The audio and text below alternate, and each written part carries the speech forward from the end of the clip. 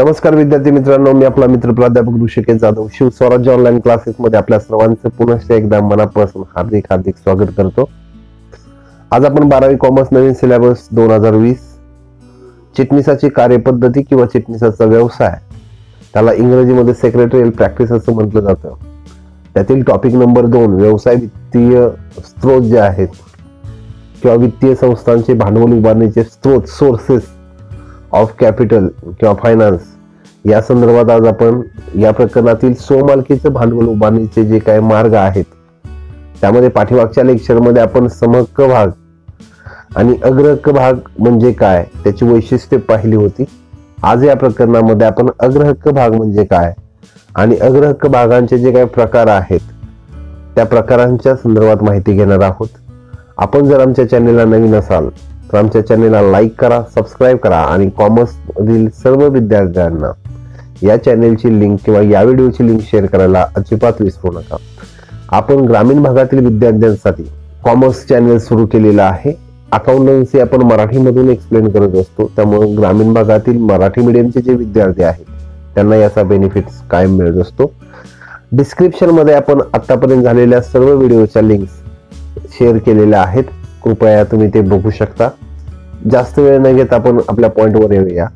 अग्रहक्क भाग म्हणजे काय आपण परवाच्या लेक्चर मध्ये बघितलं होतं। अग्रहक्क भाग म्हणजे थोडक्यात काय, ज्या भागधारकांना समहक्क भागधारकांच्या अगोदर लाभांश मिळवण्याचा आणि कंपनी विसर्जनावेळी समहक्क भागधारकांच्या अगोदर भांडवल परतफेडीचा विशेष अधिकार प्राप्त झालेला असेल त्या सभासदांना आपण अग्रहक्क भागधारक असं म्हटलं जातं। त्यांना ऍडव्हान्स अथॉरिटी मिळालेली असते, ऍडव्हान्स अधिकार मिळालेला असतो की समहक्क भागधारकांच्या अगोदर त्यांना लाभांश मिळणं आणि कंपनीचं भांडवल परतफेडीच्या वेळेस, कंपनी बंद करण्याच्या वेळेस ज्यावेळेस भांडवल परतफेड करण्याची वेळ येईल त्यावेळेस समहक्क भागधारकांच्या अगोदर त्यांना ते जे कॅपिटल आहे किंवा ते जे भांडवल आहे शिल्लक ते मिळतं। त्यामुळं या अग्रहक्क भागधारकांना एक निश्चित उत्पन्न आणि सुरक्षित भांडवल, म्हणजे ज्या गुंतवणूकदारांना आपल्याला निश्चित उत्पन्न मिळावं अशी अपेक्षा असते,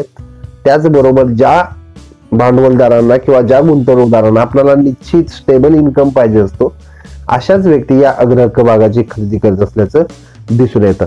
मग या अग्रहक्क भागामध्ये अजून सुरक्षितता प्रदान करण्यासाठी किंवा अजून काहीतरी नवीन आहे, कशा पद्धतीचं आहे हे जाणून घेण्यासाठी आपल्याला काही अग्रहक्काचे प्रकार दिलेले आहेत। तर ते प्रकार कोणते आहेत, कसे आहेत, ते आज आपण या व्हिडिओमध्ये पाहणार आहोत। अग्रहक्काचे प्रकार प्रामुख्याने बघायला गेलं तर हे 4 प्रकार पडतात। त्यामध्ये पहिला दिलेला आहे संचयी अग्रहक्काचे भाग आणि असंचयी अग्रहक्काचे भाग। संचयी म्हणजे साठवणे। आता काय साठवलं जाईल तर लाभांश। कंपनीला अग्रहक्क भागाची विक्री करताना त्यातील कोणता प्रकार आहे, या 4 पैकी कोणते प्रकार आहेत, कारण 4 मध्ये प्रत्येकाचे 2-2 प्रकार म्हणजे 8 प्रकारचे अग्रहक्काचे भाग कंपनीला विकता येतात किंवा अग्रहक्क भागाचे हे 8 प्रकार आहेत। त्या 8 प्रकाराच्या संदर्भात आज आपण इथे चर्चा करणार आहोत। इथे सर्वप्रथम आपल्याला दिलेला आहे की संचयी अग्रहक्काचे भाग। आपण वरती बघू शकतो, संचयी अग्रहक्क भाग म्हणजे ज्या भागांना न दिलेला लाभांश पूर्ण देईपर्यंत संचित होत राहतो, संचित म्हणजे साठत राहतो, सेव्ह होत राहतो, सेव्हिंग होत असतं, त्यांना संचयी अग्रहक्काचे भाग असं म्हटलं जातं। आता ही टोटली कायदेशीर भाषा आहे, मी आपल्या मराठीमध्ये तुम्हाला सरळ एक्सप्लेन करतो। म्हणजे कंपनीला समजा एखाद्या वर्षी तोटा झाला तर त्या वर्षीचा लाभांश ज्यावेळेस कंपनीला फायदा होईल त्यावेळेस दिला जाईल। म्हणजे फॉर एक्झाम्पल कंपनी 2019 ला फायद्यामध्ये आहे, 2020 ला कोरोनामुळे तोट्यात आहे, तर 2020 चा लाभांश त्यांना आता मिळणार नाही।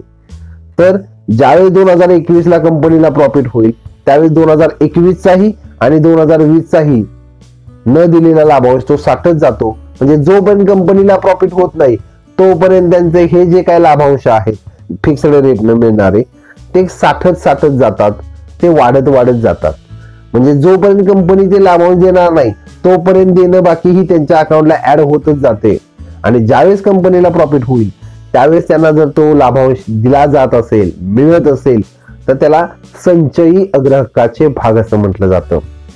म्हणजे ज्या शेअर होल्डर्सनी, ज्या अग्रहक्क भागधारकांनी कंपनीचे भाग खरेदी केलेले आहेत, असे भाग खरेदी करताना त्यांना जो कंपनीला प्रतिवर्षी मिळणारा जो लाभांश आहे कंपनीकडून मिळणारा, तो जर साठत जात असेल तोटा झाल्यानंतर, जर प्रॉफिट झाला असेल तर काय प्रॉब्लेम नाही, त्याच वर्षी त्यांना तो दिला जाईल. पण जर कंपनीला काही सलग लॉस होत गेले तर जेवढ्या वर्षाचा लॉस आहे, जेवढ्या वर्षाचा त्यांना लाभांश मिळालेला नाही, तो लाभांश त्यांचा साठत जातो, म्हणजे सह होत जातो. आणि ज्यावेळेस त्या कंपनीला प्रॉफिट होईल, ज्यावेळेस त्या कंपनीला प्रॉफिट होईल त्यावेळेस मात्र तो त्यांना पे केला जातो, तो त्यांना दिला जातो. म्हणजे याही पद्धतीच्या गोष्टी आपल्याला माहित असणं गरजेचं आहे. जर अपुऱ्या नफ्यामुळे कंपनी एका किंवा अधिक वर्षाचा लाभांश देऊ शकली नाही तर अशा लाभांशाची थकबाकी म्हणजे पेंडिंग अमाऊंट जी आहे ती साठत जाते. जेव्हा कंपनी चांगला नफा कमवते त्या वर्षी लाभांशाची थकबाकी भागधारकांना दिली जाते. म्हणजे कंपनीला ज्यावेळेस एक्स्ट्रीम प्रॉफिट होईल त्यावेळेस पाठीमागची सुद्धा जी काही पेंडिंग असणारी जी लाभांशाची अमाऊंट आहे, जी त्या अग्रहक्क भागधारकांना देणं बंधनकारक होतं, ती साठलेली रक्कम आणि प्लस चालू वर्षीचा जर नफा देणं शक्य असेल तर ती पे केली जाते. म्हणजे इथं समहक्क भागधारकांच्या बाबतीत कसं असतं, नफा झाला तर लाभांश मिळतो, तोटा झाला तर लाभांश मिळत नाही. पण या उलट अग्रहक्क भागधारकांमध्ये जो पहिला प्रकार आहे संचयी अग्रहक्काचे भाग, त्यामध्ये त्यांना जरी तोटा झाला तरी त्यांना तो तोटा झालेल्या वर्षीचा लाभांश त्यांना ज्या वर्षी प्रॉफिट होईल त्या वर्षी वाटला जातो. त्यामुळं आपलं उत्पन्न बुडण्याचा धोका या अग्रहक्क भागाच्या प्रकारामध्ये असत नाही. या गोष्टी आपल्याला समजून येतील. त्यानंतर समहक्क भागधारकांना लाभांश देण्यापूर्वीच ही थकबाकी अग्रहक्क भागधारकांना दिली जाते. म्हणजे जरी त्या कंपनीला लॉस झाला आणि भविष्य काळामध्ये कधीतरी फायदा झाला तरी सुद्धा समहक्क भागधारकांना लाभांश द्यायच्या आधी यांची सगळी जी काय पेंडिंग थकबाकी आहे ती दिली जाईल. आणि त्यांचं देणं देऊन जर काही शिल्लक राहिलंच तर ते समहक्क भागधारकांना किंवा ओरिजिनल मालकांना दिलं जातं. हा या प्रकारातील सगळ्यात महत्वाचं वैशिष्ट्य आहे. जर नियमावलीमध्ये वेगळी तरतूद केली नसल्यास कंपनीचे अग्रहक्क भाग हे संचयी अग्रहक्क भाग असतात. म्हणजे समजा कंपनीच्या बाबतीत असंचयी अग्रहक्काचे भाग असं कंपनीच्या नियमावलीमध्ये लिहिलं असेल तरच ते असंचयी अग्रहक्काचे भाग राहतात. जर नियमावलीमध्ये कोणतीच तरतूद नसेल, कोणताही नियम अटी दिलेला नसेल तरच त्या गोष्टी संचयीच राहतात. आणि जर स्पेशली तरतूद असेल तर संचयीचा आपण असंचयी करू शकतो. न साठवणारा म्हणजे तोटा झाला तर त्या वर्षीचा लाभांश त्यांना आपण देणार नाही, तो पुढचा प्रकार आहे आपण पाहणार आहोत. म्हणजे पूर्णतः लाभांशाची थकबाकी दिली जात नाही तोपर्यंत अशी थकबाकी पुढील वर्षाकरता कॅरी फॉरवर्ड केली जाते किंवा अग्रेसित केली जाते. म्हणजे समजा कंपनीला सलग 10 वर्ष लॉस झाला तर सलग 10 वर्षाचा जो काही त्यांना द्यावा लागणारा लाभांश आहे तो कॅरी फॉरवर्ड केला जातो, पुढच्या वर्षी कन्वर्ट केला जातो. म्हणजे प्रत्येक वर्षी समजा 1000 रुपये त्याला मिळणार असतील तर पहिल्या वर्षाचे 1000, त्याच्यामध्ये परत दुसऱ्या वर्षाचे ऍड, तिसऱ्या वर्षाचे ऍड, चौथ्या वर्षाचे ऍड, 5व्या वर्षाचे ऍड, जोपर्यंत तुम्हाला प्रॉफिट होत नाही तोपर्यंत त्यांची ती थकबाकी पुढे कंटिन्यू केली जाते, कॅरी फॉरवर्ड केली जाते. त्यामुळं ज्या गुंतवणूकदारांना एक निश्चित उत्पन्नाची अपेक्षा असते असे गुंतवणूकदार आपल्याला काय करतात, हे संचयी अग्रहक्काचे भाग खरेदी करत असल्याचं आपल्याला दिसून येतं की त्यांना उत्पन्न बुडण्याची कोणतीही भीती नसते. त्यानंतर अग्रहक्क भागाचा पुढचा जो प्रकार पडतो त्याला म्हटलं जातं असंचयी अग्रहक्काचे भाग. म्हणजे येतं थोडक्यात एकच आहे की जर प्रॉफिट झाला तरच लाभांश मिळेल, प्रॉफिट झाला नाही, लॉस झाला तर त्या वर्षीचा लाभांश त्या संबंधित अग्रहक्क भागधारकांना मिळणार नसेल तर त्याला असंचयी अग्रहक्काचे भाग असं म्हटलं जातं. मग हे असंचयी अग्रहक्काचे भाग हे कंपनीच्या नियमावलीमध्ये तरतूद करूनच विक्री करता येतात. कंपनीच्या नियमावलीमध्ये किंवा कंपनीचे इंटरनल जे मेमोरँडम आहे किंवा आर्टिकल्स आहे त्याच्यामध्ये आपल्याला त्या गोष्टी मेन्शन कराव्या लागतात तर जे आपल्याला असंचयी अग्रहक्क भागाची विक्री करता येते. म्हणजे याचा थोडक्यात अर्थ काय, जर कंपनीला नफा झाला तरच त्यांना लाभांश मिळेल, कंपनीला तोटा झाला तर त्या वर्षीचा लाभांश त्यांना मिळणार नाही किंवा तो पुढे कुठेही साठवला जाणार नाही. या पद्धतीचे जे अग्रहक्क भाग असतील त्यांना असंचयी अग्रहक्काचे भाग, न साठवता येणारा लाभांशाचे अग्रहक्क भाग असं म्हटलं जातं. आता या अग्रहक्क भागावरील लाभांश साठवला जात नाही, त्या वर्षीच्या नफ्यातूनच त्यांना लाभांश दिला जातो. जर कंपनीला एखाद्या वर्षी नफा झाला नाही तर असंचयी अग्रहक्क भागधारकांना लाभांश दिला जात नाही. प्रत्येक वर्षाचा लाभांशाचा जो काही हिशेब आहे तो त्याच वर्षी क्लिअर केला जातो. पुढच्या वर्षी कॅरी फॉरवर्ड वगैरे असली काही भानगड नाही. या वर्षी नफा झाला त्या वर्षी त्यांना लाभांश दिला जाईल. ज्या वर्षी नफा होणारच नाही त्या वर्षी त्यांना लाभांश डिस्ट्रीब्यूट करायचा प्रश्न येतच नाही. अशा भागांना असंचयी अग्रहक्काचे भाग असं म्हटलं जातं. म्हणजे या प्रकारचे भाग खरेदी करणारे जे काही शेअर होल्डर्स असतील त्यांना तोटा झाल्यानंतर त्या वर्षीचा लाभांश मिळत नाही किंवा दिलाही जात नाही, तो त्यांना लॉस सहन करावाच लागतो. म्हणजे या पद्धतीनं अग्रहक्क भागाचे दोन प्रकार बघितले. एक संचयी अग्रहक्काचे भाग, त्याच्यामध्ये लाभांश हा जोपर्यंत देत नाही तोपर्यंत त्यांच्या अकाउंटला साठवला जातो. ज्यावेळेस नफा होईल त्यावेळेस समहक्क भागधारकांच्या अगोदर त्यांना लाभांश दिला जातो, त्यांना म्हटलं जातं संचयी अग्रहक्काचे भाग. आणि दुसरा अग्रहक्क भागाचा प्रकार आपण बघितला की असंचयी अग्रहक्काचे भाग. त्याच्यामध्ये अशा गोष्टी येतात की ज्यावेळेस कंपनीला प्रॉफिट होईल त्यावेळेस त्या लाभांश त्या सभासदांना दिला जाईल. ज्यावेळेस कंपनीला तोटा होईल, लाभांश देऊ शकत नसेल तर त्या वर्षीचा लाभांश त्यांना दिला जात नाही, तो त्यांचा लाभांश बुडू शकतो.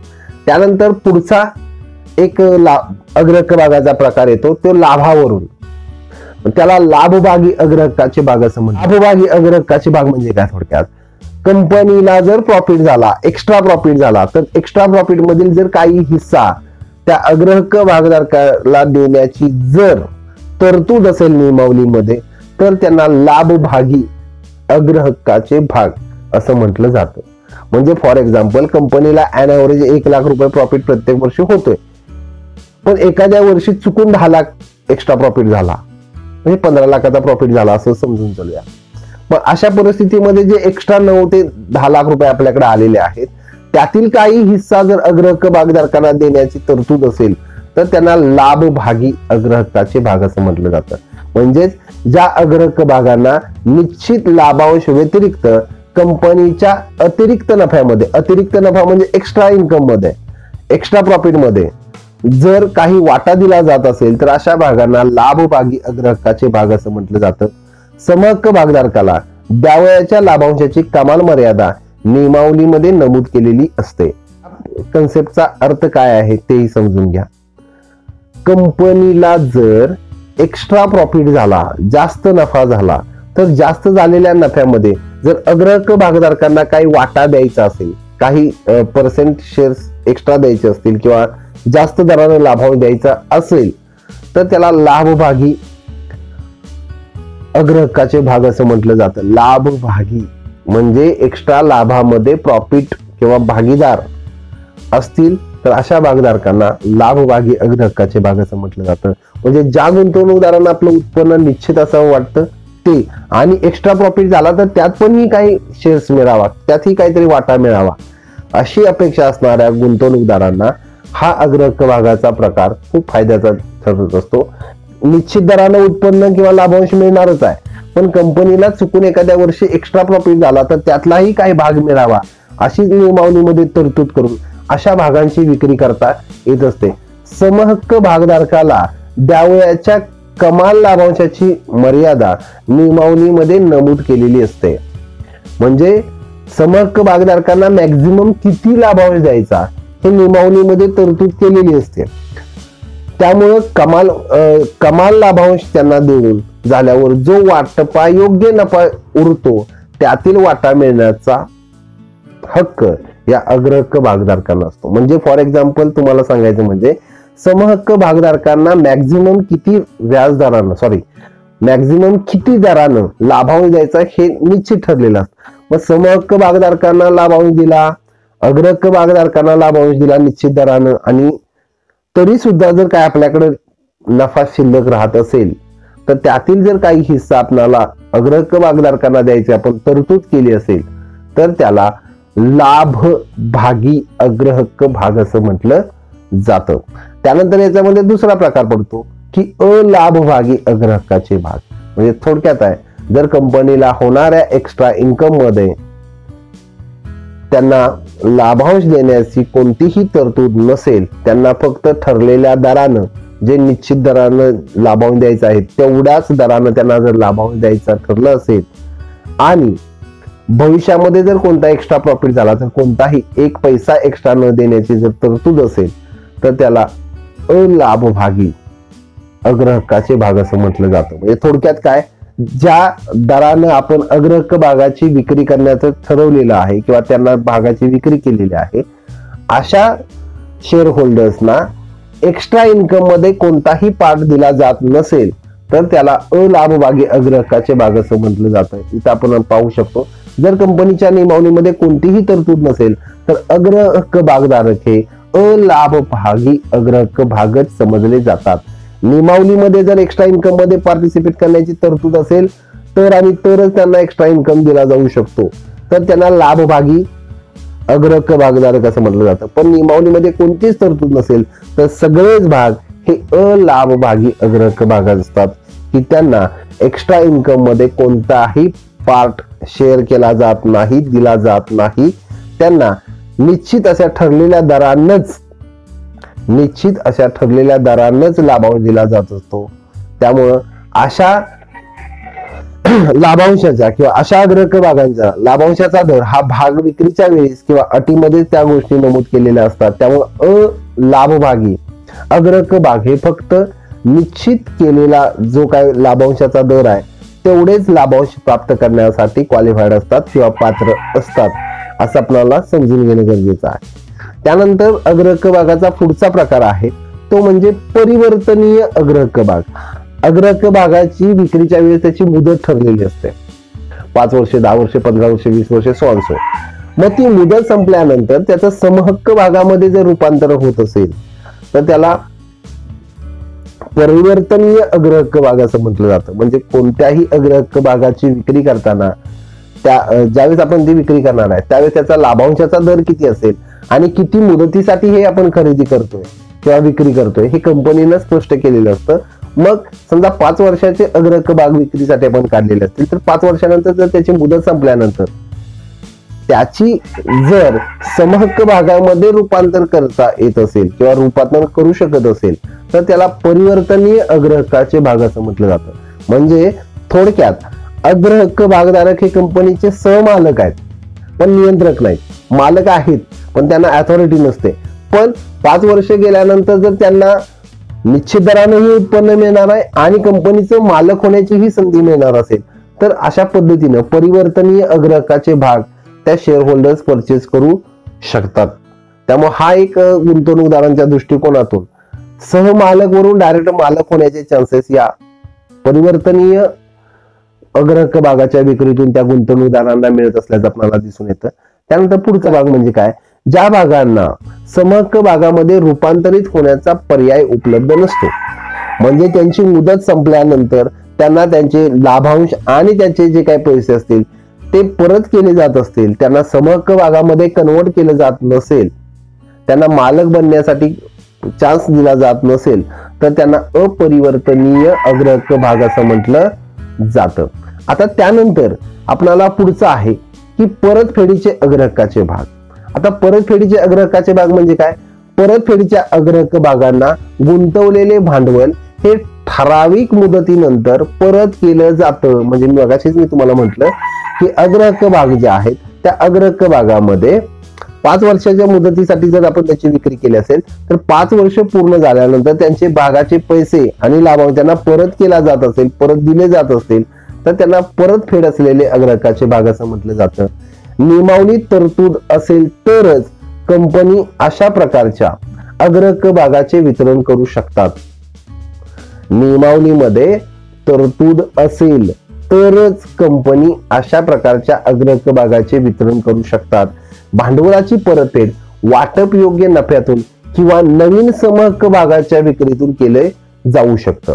म्हणजे थोडक्यात हे जे परतफेडीचे अग्रहक्क भाग आहेत त्यांचे पैसे कंपनीला मिळणाऱ्या इन्कम मधून, नफ्यामधून असतील किंवा कंपनी नवीन समहक्क भाग विक्रीसाठी काढते आणि त्यातून आलेल्या पैशातून या अग्रहक्क भागधारकांचे पैसे जे आहेत ते क्लिअर करत असते. त्यामुळे अशांना परतफेड असलेले अग्रहक्काचे भाग असं म्हटलं जातं. आणि शेवटचा जो भाग आहे याच्यामध्ये शेवटचा जो भाग आहे अग्रहक्काच्या प्रकारमध्ये, त्यामध्ये परतफेड नसलेले अग्रहक्काचे भाग. कंपनी कायदा 2013 कलम 55(1) नुसार या अग्रहक्क भागाची जी काय रक्कम आहे ती कंपनीच्या विसर्जनानंतर केली जाते. म्हणजे कंपनी बंद केल्यानंतर, हे लाईफ टाइम आहे. म्हणजे थोडक्यात काय, अग्रहक्क भागांची परतफेड कंपनीच्या विसर्जनानंतरच केली जाते. कंपनी कायदा 2013 कलम 55(1) नुसार कंपनी न परतफेडीच्या अग्रहक्क भागाची विक्रीच करू शकत नाही. त्यामुळे याचा प्रश्नच येत नाही. म्हणजे कंपनी 2013च्या कायद्याच्या अगोदर या परतफेड नसलेल्या अग्रहक्क भागाची विक्री करता येत होती. पण कंपनी कायदा 2013 मध्ये चेंज झाला किंवा अपडेट झालेला आहे. त्याच्यामध्ये अशी तरतूद आहे की आता कोणत्याही कंपनीला परतफेड नसलेल्या अग्रहक्क भागाची विक्री करता येणार नाही. त्यामुळं आपण आज अग्रहक्काचे जे काय 8 प्रकार बघितले, अग्रहक्क भागाचे 8 प्रकार, ते आपण परत एकदा. संचयी अग्रहक्काचे भाग, त्यामध्ये कंपनीला जर नफा झाला तर त्याच वर्षी लाभांश दिला जाईल. पण कंपनीला जर तोटा झाला तर तो त्या वर्षीचा न दिलेला लाभांश हा पुढच्या वर्षी ट्रान्सफर केला जातो. आणि तो कुठेपर्यंत ट्रान्सफर होईल, जोपर्यंत कंपनीला प्रॉफिट होत नाही आणि त्या लाभांशाची सगळी रक्कम त्या शेअर होल्डरला दिली जात नाही, तोपर्यंत जर त्याचा लाभांश साठत असेल तर त्याला संचयी अग्रहक्काचे भाग असं म्हटलं जातं. दुसरा प्रकार बघितला आपण असंचयी अग्रहक्काचे भाग. त्याच्यामध्ये आपण अशी कन्सेप्ट बघितली की तिथं ज्या वर्षी प्रॉफिट झाला त्या वर्षी जर त्यांना लाभांश दिला जात असेल, तोटा झाल्यानंतर त्या वर्षीचा लाभांश जर त्या अग्रहक्क भागधारकांना दिला जात नसेल तर त्याला असंचयी अग्रहक्काचे भाग असं म्हटलं जातं. ज्या वर्षीचा हिशेब त्याच वर्षी क्लिअर होत असेल त्याला असंचयी अग्रहक्काचे भाग असं म्हटलं जातं. त्यानंतर लाभभागी अग्रहक्काचे भाग. लाभभागी अग्रहक्काचे भाग म्हणजे काय आपण बघितलं, ज्या अग्रहक्क भागाची विक्री करत असताना जर त्या कंपनीला काही एक्स्ट्रा प्रॉफिट मिळाला, समहक्क भागधारकांना प्रॉफिट एक्स्ट्रा त्यांचे जे काही दर आहेत तो लाभांश देऊन जरी पण काही रक्कम शिल्लक राहत असेल तर त्यातली काही रक्कम जर या अग्रहक्क भागधारकांना देण्याची नियमावलीमध्ये तरतूद असेल तर त्यांना लाभभागी अग्रहक्क भाग असं म्हटलं जातं. आणि जर नियमावलीमध्ये अशी कोणती तरतूद नसेल, त्यांना निश्चित दराने जर लाभांश मिळत असेल, एक्स्ट्रा इन्कम मध्ये त्यांना कोणताही पार्टिसिपेट केलं जात नसेल, त्यांना शेअर दिला जात नसेल, तर त्यांना अलाभभागी अग्रहक्काचे भाग असं म्हटलं जातं. त्यानंतर परिवर्तनीय अग्रहक्काचे भाग आपण बघितलं. परिवर्तनीय अग्रहक्काचे भाग म्हणजे काय, कंपनीची मुदत संपल्यानंतर जर त्याचं समहक्क भागामध्ये रूपांतर होत असेल तर त्याला परिवर्तनीय अग्रहक्काचे भाग असं म्हटलं जातं. आणि अपरिवर्तनीय अग्रहक्काचे भाग म्हणजे कंपनीची मुदत संपल्यानंतर त्याची परतफेड केली जात असेल, त्याचं कोणत्याही समहक्क भागामध्ये कन्व्हर्शन केलं जात नसेल किंवा कन्वर्ट केले जात असतील, रूपांतरित केले जात नसतील, मुदत संपल्यानंतर सरळ त्यांचे पैसे परत केले जात असतील तर त्याला अपरिवर्तनीय अग्रहक्क भाग असं म्हटलं जातं. आणि परतफेडीचे म्हणजे कंपनीची मुदत परतफेडीचे अग्रहक्काचे भाग म्हणजे कंपनीची मुदत संपल्यानंतर जर त्यांचे पैसे आपण वेळेत परत करत असू तर त्याला परतफेड असलेले अग्रहक्काचे भाग असं म्हटलं जातं. आणि परतफेड नसलेले न परतफेडीचे अग्रहक्क भाग म्हणजे थोडक्यात कंपनी कायदा 2013 कलम 55(1) नुसार अशा प्रकारच्या भागांची विक्री करता येत नाही. त्यामुळे सर्वच भाग हे परतफेडीचे अग्रहक्काचे भाग असतात. अशा पद्धतीने अग्रहक्काचे प्रकार जे काय आहेत ते आपण बघितलं. व्हिडिओ मध्ये काही शंका असतील तर कमेंट मध्ये विचारू शकता. आपण बाकीच्या विषयांच्या व्हिडिओच्या लिंक सुद्धा डिस्क्रिप्शन मध्ये दिलेल्या आहेत, त्या तुम्ही पाहू शकता. व्हिडिओ आवडल्यास लाईक करा, सबस्क्राईब करा आणि आपल्या क्लासमेट मध्ये या व्हिडिओची लिंक शेअर करायला अजिबात विसरू नका. धन्यवाद.